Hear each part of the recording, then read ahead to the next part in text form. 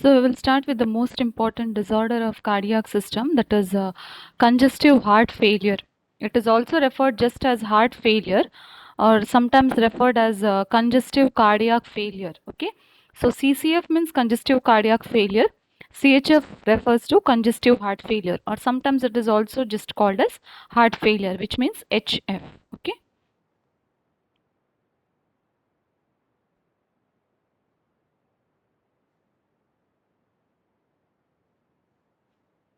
Now, congestive cardiac failure is a condition in which the heart is not able to pump the blood. Okay, the heart is not able to pump enough blood to meet the metabolic needs of the body. So that is referred as heart failure.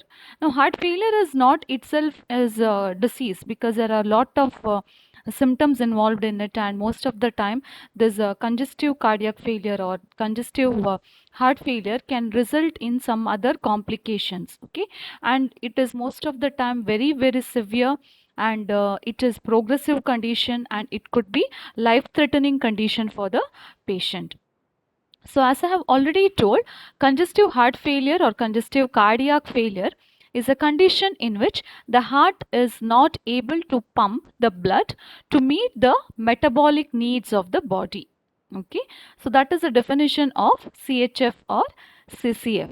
Okay, so the main terms here are inability to pump the blood to meet the metabolic needs of the body. And sometimes it is also referred as cardiac decompensation or cardiac insufficiency, or sometimes as ventricular failure. Okay. So next we will move on to the etiology of heart failure or CHF.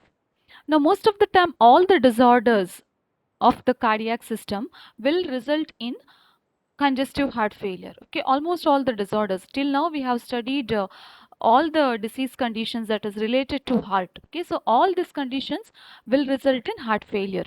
It could be a coronary artery disease, or MI or heart attack, or cardiomyopathy, or myocarditis, endocarditis, pericarditis. We have also studied about pulmonary embolism, okay, or rheumatic heart disease, or rheumatic fever, or congenital heart diseases where the child is having some congenital defects during the time of birth, or right-sided heart failure, which is also referred as cor pulmonale, or any valve disorders, okay, of the heart, or aneurysms where there is ballooning or dilation of the blood vessels of the heart, or any infections related to the heart. Okay, in all these conditions what happens is, all these heart disorders, the heart will not be able to pump the blood. Okay, the heart will not be able to meet the demands of the body. And other than that, it can be also occurring because of certain conditions like anemia, septicemia or sepsis, thiamine deficiency, or even arrhythmias. Now, in anemia and all, most of the time there is a decreased hemoglobin or red blood cell count, isn't it? RBCs are reduced. So, the blood carrying capacity, or oxygen carrying capacity is reduced. So, that in turn will have more workload on the heart. Okay, so because of that, the heart will have to pump a lot, and finally what will happen? It will result in heart failure. Okay. So there are some other conditions also which can result in heart failure, like your hypertension, when there is increased blood pressure. Okay, when there is increased blood pressure for a long period of time, chronic condition, what happens is, as a result, it can result in heart failure. Then diabetes mellitus, people with diabetes mellitus, when there is hyperglycemia, or when there is any metabolic disorders like thyroid conditions, or even disorders of the kidney. Okay, all this can result in heart failure. So this slide is just showing you the mnemonics of heart failure. Okay, it is just a mnemonic for you to remember. Okay, so remember that the mnemonic here is failure. Okay, F refers to forgetting the medication, and A refers to arrhythmias and even anemia that also can result in heart failure. Then I refers to ischemia here. Okay, or infarction and infection. Then L refers to lifestyle, because of the lifestyle problems you can also develop heart failure. Okay, then R refers to renal failure, and E embolism. Okay, and U is upregulation, that is regulation problems may be usually there. Okay, that is all the compensatory mechanisms will fail in heart failure. Okay, so this is a synonym you can just remember uh, for the etiology. Okay, this is just a diagram. It is showing again the causes of heart failure. We have already discussed all these causes or etiology, okay, like CAD, hypertension, cardiomyopathy, where there is problem in the muscles of the heart, okay, or problems with the heart valve. Then moving on to some risk factors. Now already we have discussed lot of risk factors in hypertension also, isn't it? So like modifiable risk factors, we have got non-modifiable risk factors, isn't it? Modifiable risk factors which we are able to modify or change, while non-modifiable risk factors we are not able to change. Okay. Now the main risk factors for heart failure, again it could be like your modifiable risk factors. It could be stress, okay, hypertension, diabetes, obesity, okay, or smoking, alcoholism, drug abuse, taking more salt in the diet, lack of physical exercise or physical inactivity, exposure to toxins or chemicals, hyperlipidemia, that is more cholesterol or lipids in the blood. Okay, these are all the modifiable risk factors. Next is some non-modifiable risk factors like aging or family history. Okay, that also can contribute to your heart failure. Okay, and even gender, commonly it is more seen in the males, even it is seen in among the females. Okay, so that is regarding the risk factors, that is modifiable and non-modifiable risk factors. Now before dealing regarding in depth of this heart failure, we'll just move on to the anatomy, that is the blood circulation we'll see of the heart. Okay, so we already know about the blood circulation of the heart. So the blood that is from the head and the upper extremities and even from the upper limbs, from the blood that is the deoxygenated blood from the head, the neck, as well as the upper extremity, it will enter into the superior vena cava, isn't it? It will enter into the superior vena cava. And again, the deoxygenated blood that is from the trunk and from the lower extremities, that will enter into the inferior vena cava. Okay, now the blood from the inferior vena cava and the superior vena cava enters into the right atrium. Okay, it will enter into the right atrium. And already we are aware that the heart is having some valve, isn't it? It is having AV valves. Okay, atrioventricular valves and semilunar valves are there. Okay, so these valves are mainly responsible for unidirectional blood flow. Unidirectional blood flow means the blood will flow only in one direction. Okay, it will not come back. So once the blood from the inferior and superior vena cava, it enters into the right atrium. Next what happens is it will move or go into the right ventricle, okay, through the tricuspid valve. So once it has entered into the right ventricle, it will move into the pulmonary artery through the pulmonic valve. Okay, it will enter into the pulmonary artery through the pulmonic valve. Then where it is going? It is going to the lungs for the oxygenation, isn't it? Once the blood is oxygenated, we already know that in the lungs gas exchange will happen. So once the blood is oxygenated, what will happen? It will enter from the pulmonary vein. Okay, it will enter from the pulmonary vein to the left atrium. Then from the left atrium, it goes into the left ventricle through the mitral valve. Okay, through the mitral valve, the blood moves from left atrium to left ventricle. Now next what happens is from the left ventricle, the blood will go into the aorta of the heart. Okay, now there's how it moves from the left ventricle to the aorta is through the aortic valve. There is a valve over here. So the aortic valve will allow the blood to flow from left ventricle to the aorta. And this oxygenated blood is then going to the remaining, that is it is supplied to the entire body, that is through the arch of aorta, through the ascending and through the descending aorta. Okay, so this is the normal blood flow. And most of the time you should remember that in heart failure, both either that can be failure of the right side, either there can be failure of the left side. Okay, and you should always remember that whenever there is failure of any side, if the right side is failing also, what will happen? More workload will be there on the left side.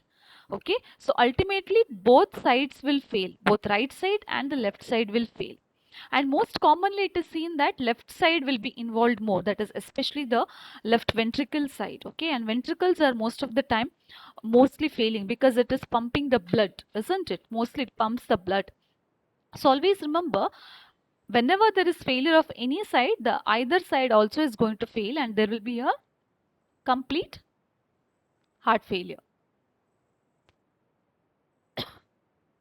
So this is the same thing regarding the circulation of blood.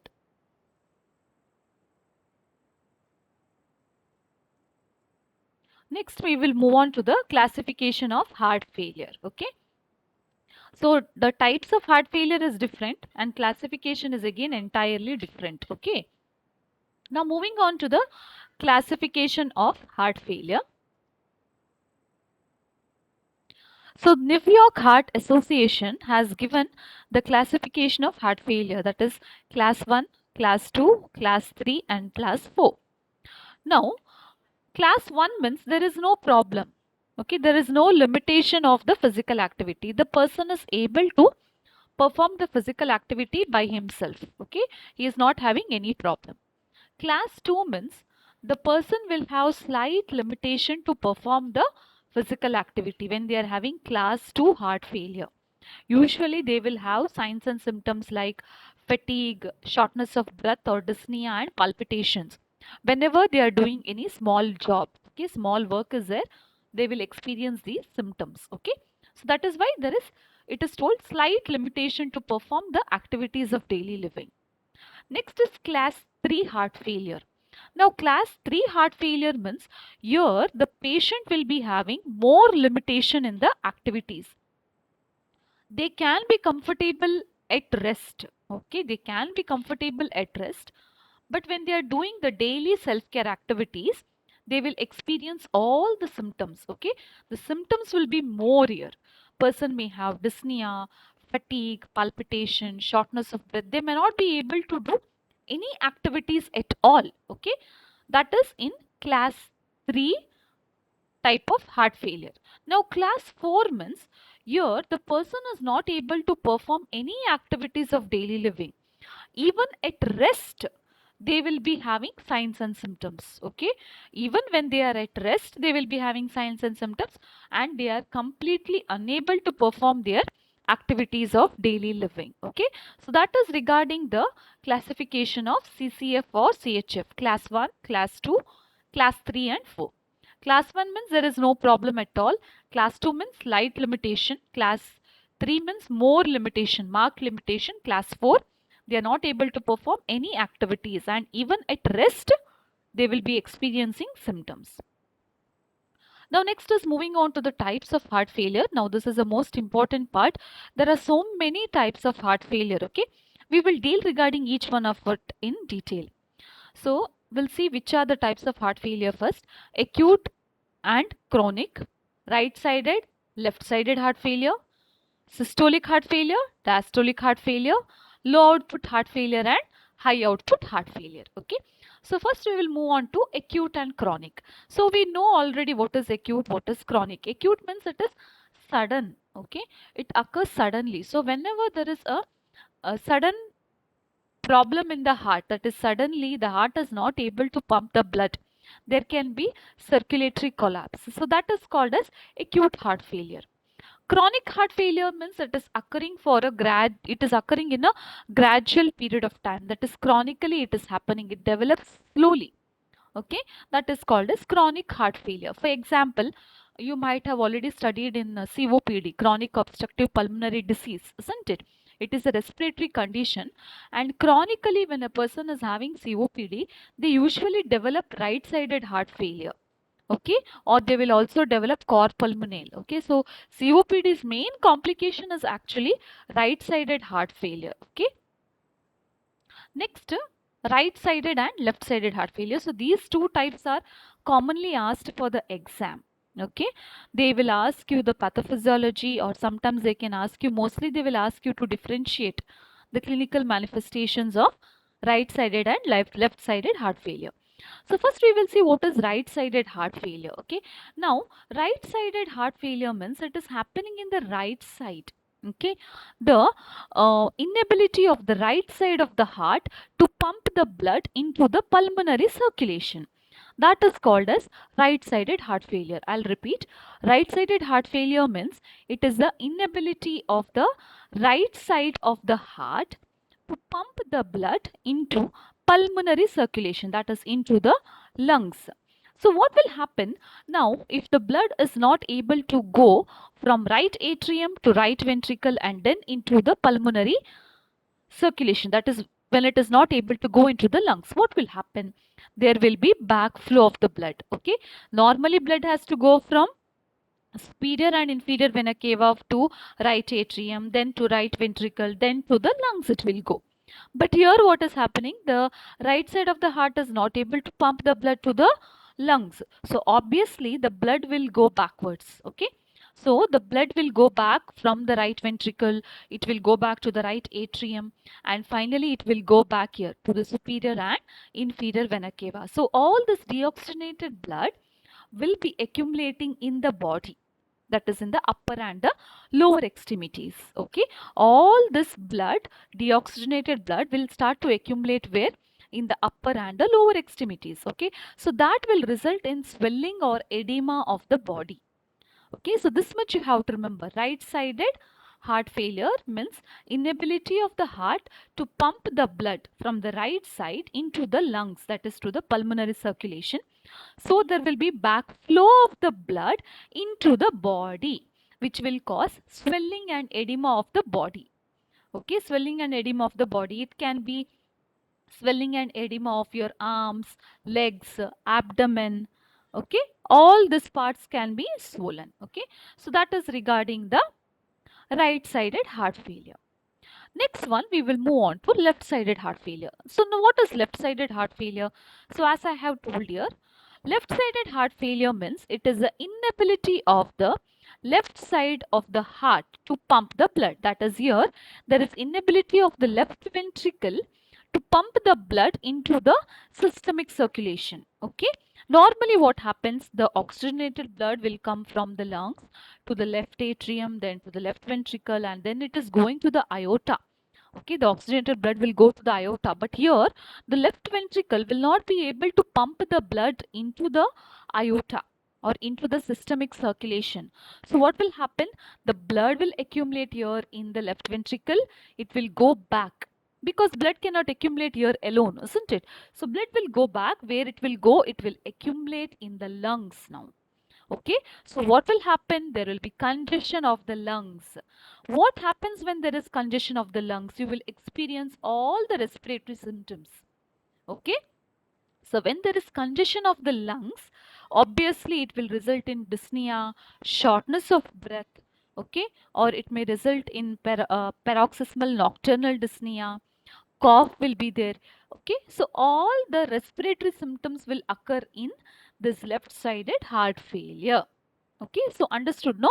So that is left-sided heart failure, the inability of the left ventricle to pump the blood into the aorta or into the systemic circulation. So blood is going back and it is accumulating in the lungs, which will result in congestion of the lungs. Okay, next one, systolic and diastolic heart failure. Now it is very simple. We know what is a systole. Okay, the heart muscles will contract after the refilling of the blood. That is happening in a systole. Okay, so systolic heart failure means it occurs when the heart's ability to contract will reduce. Okay, so when the heart's ability to contract will reduce, that is called as systolic heart failure. So here the heart will not be able to pump. Okay, the heart will not be able to pump the blood. So obviously, you know, if the heart will not be able to pump the blood, more and more blood will start to accumulate where normally it has to go into the left ventricle, then into the aorta. But here there will be more and more blood or fluid accumulation will be there more in the lungs. Okay, so there can be swelling of the lungs. Okay, so that is systolic heart failure. Okay, that is here the heart is not able to contract properly. It is not able to pump well. Next is diastolic heart failure. What is a diastole? We know diastole means the heart muscles will relax and allow to fill in the blood. Okay, when there is relaxation, it will allow to fill in the blood. Okay, so that is called as a diastole. So here what happens is, in diastole the heart is not able to relax at all. Okay, systole means it was heart was not able to contract. Here the heart is not able to relax well. Okay, so the heart will not be able to pump the will not be able to fill in the blood. So obviously what will happen if the heart is not able to fill the blood in the right side? What will happen? I already told. Normally the blood will go from right atrium to right ventricle, and then it has to go for purification, isn't it? It has to go for purification to the lungs. But here, because the heart is not able to fill in the blood, obviously all the blood will go back. Okay, all the blood will go back. Where it will go back? It will go back to superior vena cava and inferior vena cava. Okay, so diastolic heart failure means the heart is unable to relax here. Okay, the heart is not able to relax. So because of that, it will not be able to fill the blood. Okay, it will not be able to move the blood from right atrium to right ventricle, and then it will not be able to go into the lungs for the purification. So obviously blood will go back, and the entire body there will be swelling or edema in case of diastolic heart failure. Next type of heart failure is low output and high output. So as the name itself suggests, high output heart failure means the heart work will be becoming more and more. So now whenever there is heart failure, what happens? Immediately our heart will not fail.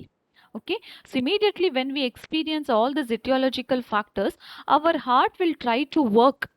It will try to meet the demands. Okay, so that is called as high output heart failure. Okay, so initially what happens?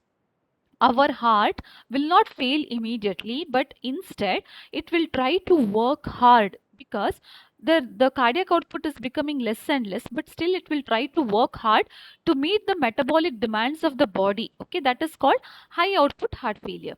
Low output heart failure is very, very common. Why? Because finally the heart which is there will not be able to work hard to meet the demands. Okay, ultimately it will fail. Okay, ultimately it will fail, and it will cause obviously decrease in cardiac output. That is called low output. Okay, for example, we have got a rubber band. Initially what we will do, if we stretch the rubber band, initially when we are stretching the rubber band, slightly it might have become loose, but slowly if you're every time stretching it, it becomes completely loose. You cannot use it. Its purpose is not served. Okay. Similarly here also, initially the heart is trying to pump the blood and trying to do lot of workload. The workload will increase. But finally it was not able to pump the blood. Okay. So obviously what will happen? Decrease in cardiac output happens. Okay. So that is called as low output heart failure.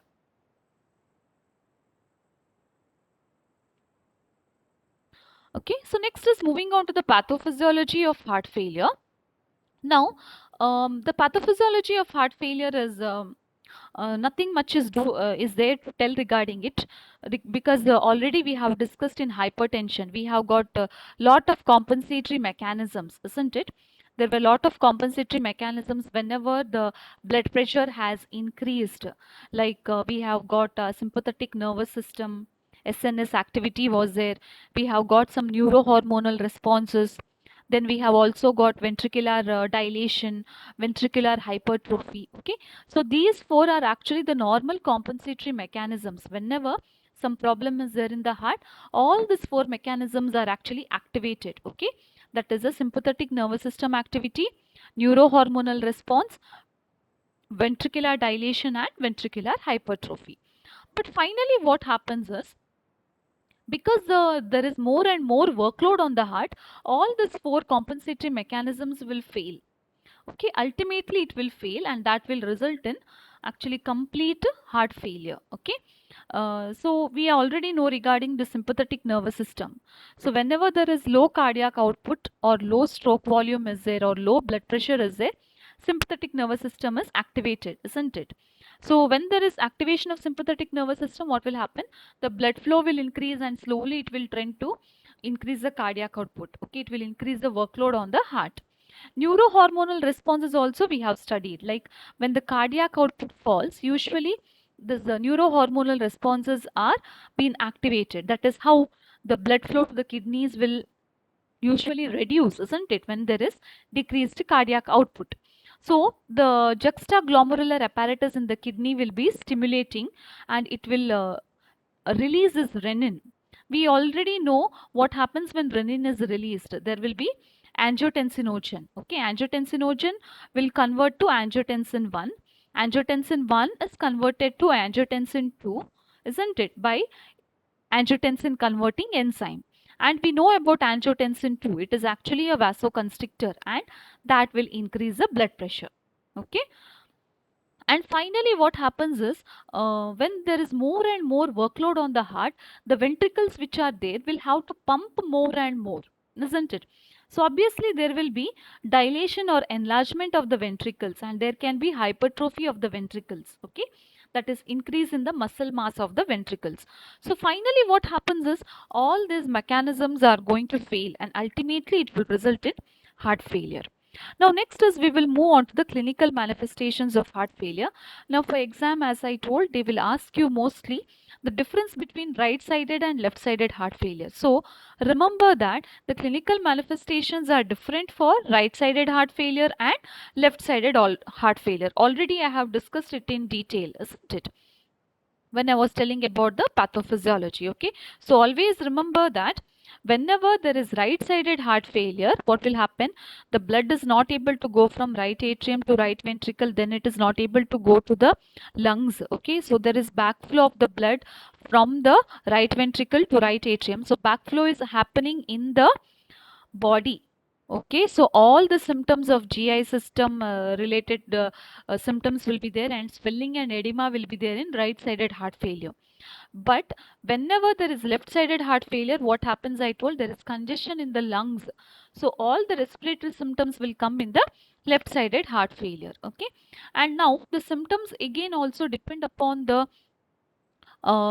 condition of the patient. If it is an advanced stage, means the person will have lot of signs and symptoms, and patient may not be able to cope up. Okay, because oxygenation will not will the oxygen will not reach the body parts. Okay, so we'll see the symptoms of heart failure. Normally, the person will be having fatigue. Why the patient is having fatigue? Usually, it is because of decreased cardiac output. Okay, and no adequate blood circulation and oxygen to the heart. It means even the other vital organs are not receiving enough oxygenation. So, obviously, what will happen? All the tissues in the body or organs in the body will become hypoxic, and that is why fatigue will be seen. Okay, and patient can also become anemic. Along with that, patient may have dyspnea, breathing problem, shortness of breath. Okay, and usually orthopnea is seen. Orthopnea means the person will experience severe dyspnea and shortness of breath in lying down position or in supine position. Okay, that is called as orthopnea. Other than that, usually the patient is also going to have paroxysmal nocturnal dyspnea. Now, paroxysmal nocturnal dyspnea means usually at night time the patient will be having lot of dyspnea or shortness of breath. Okay, and the patient may also have a dry type of cough. They may be coughing usually, and it will be a dry cough. Next is tachycardia, because the heart is trying to work more, so because of that there will be increase in heart rate. Okay, ultimately it will result in heart failure later, but initially patient may have tachycardia. And chest pain, okay, because of the increased workload on the heart. Okay, and because of the decreased oxygenation, patient will experience chest pain. Patient will also have nocturia. Nocturia means patient will be having excess of urination at night time. Why the patient will have excess urination at night time? They will have to get up from their bed 6 to 7 times to urinate at night.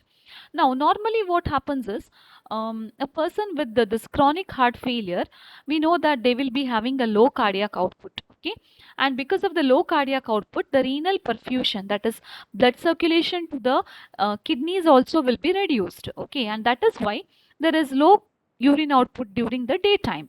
But during the night time, when the patient is in lying down position, or because the patient is in supine position, the fluid will move from the interstitial space into the circulatory space. Okay, so what will happen? There will be more blood flow to the kidneys at night time. More blood flow to the kidneys at night time means what? More diuresis. That means what? More urination will be there at night time. The next main important clinical manifestation that I would like to tell is regarding the edema. So already I told patient will be having edema or swelling, especially if there is swelling of the feet or extremities, hands and feet is there, we call it as peripheral edema. Okay. Sometimes patient can also have edema of the entire body. That is called as anasarca. Now, usually here the person may also have pitting edema or sometimes non-pitting edema, but normally patient will have pitting edema. I have already explained regarding pitting edema in the starting of cardiac system. When you are just pressing the skin, there will be a indentation. That time we call it as a pitting edema. Okay.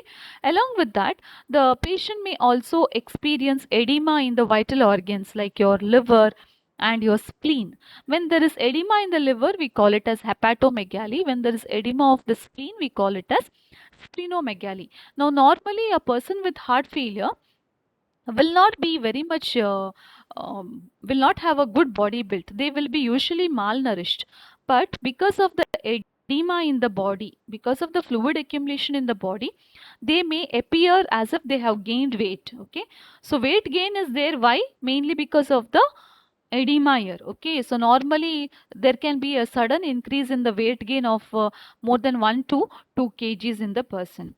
And almost every time it is seen that the skin of a person with heart failure will be changed because of decreased blood flow and oxygenation to the skin. Their skin will be very cool to touch, okay, or very damp to touch. And also there will be less hair growth. Why less hair growth? Because no much blood circulation. Okay, so that is why no hair growth is there and the skin will appear very dusky. About weight change already I have told. Okay, so this is the difference in the left sided and right sided heart failure. So already I told left sided heart failure means already you will see all the respiratory signs and symptoms. Okay, that because of the congestion in the lungs. Okay, because of the congestion in the lungs you will see all that, like fatigue, shortness of breath, dyspnea, orthopnea, paroxysmal nocturnal dyspnea, edema or fluid accumulation in the alveoli, asthma like wheezing, dry cough, pallor will be seen in the patient. Okay, pale skin will be there, irregular heart rate, tachycardia. Then patient can have a frothy sputum which is blood tinged. Okay, frothy means like lather. Okay, why there is a blood tinged frothy type of sputum? Because of the pulmonary edema, because as the air is blowing into the sputum, into this blood tinged sputum, it will appear like lather. Okay, and because of shortness of breath and nocturia, patient may have insomnia at night. They cannot sleep, they can have restlessness, they will be very scared. Then crackles are abnormal heart sounds that is seen in the lungs because of the congestion in the lungs. You can hear abnormal breath sounds. Then renal changes, kidney failure can also happen, and oliguria will be seen. Okay, next is we will see the symptoms in right-sided heart failure. So already I told because of right-sided heart failure, all the blood is accumulating going backwards, isn't it? From right ventricle to the right atrium and then into the body. It will be accumulated. So all edema-like symptoms are seen, like ascites, okay, fluid accumulation in the peritoneum, or patient may have peripheral edema, okay, edema of the legs and hands, and edema of the livers, hepatomegaly, edema of the spleen, splenomegaly, and even there can be distended swollen neck veins, that is jugular vein distension, and all the GI symptoms I told, isn't it? Like nausea, vomiting, anorexia, pain. Patient may also complain of pain in the abdomen. They may have frequent episodes of giddiness or dizziness. Okay, weight gain is seen because of this edema. Patient is usually having anxiety or depression, arrhythmias, and anasarca, that is entire body um, fluid accumulation or swelling is there. We call it as anasarca.